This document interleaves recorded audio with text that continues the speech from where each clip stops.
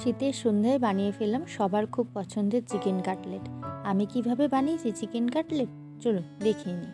প্রথমে মিক্সিং জারে 150 গ্রাম boneless chicken নিলাম, সঙ্গে ধনেপাতা, পুদিনা পাতা, 1 ইঞ্চি আদা, 5 কোয়া রসুন, 2 কাঁচা লঙ্কা, অর্ধেক পাতিলেবুর রস আর 1 চামচ ব্রেড ক্রাম্বস দিয়ে ভালো করে মিক্স করে নিয়েছি। এবার চিকেন কিমার মিক্সারটা রেডি হয়ে গেলে অন্য একটা পাত্রে ঢেলে নিয়ে তার মধ্যে স্বাদ মতো নুন, 1/2 চামচ লঙ্কার গুঁড়ো, 1/2 চামচ গোলমরিচ গুঁড়ো, 1/2 চামচ গরম মশলার গুঁড়ো, একটা মাঝারি পেঁয়াজের কুচি দিয়ে ভালো করে মেখে নিয়েছি। চিকেন কিমার মিক্সারটা ভালো করে মাখা হয়ে গেলে অন্য একটা পাত্র নিয়ে নেব।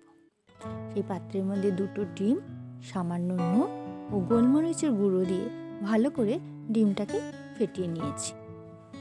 ডিমের গোলা রেডি হয়ে গেলে হাতে সামান্য তেল মেখে নিয়ে এবার মেখে রাখা চিকেনের কিমার থেকে পরিমাণ মতো চিকেন কিমা নিয়ে কাটলেটের আকার দিয়ে দিয়েছি।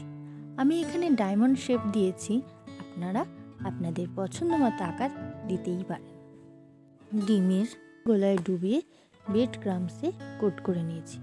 এভাবে কাটলেটগুলোকে ডবল কোট করে নিয়েছি।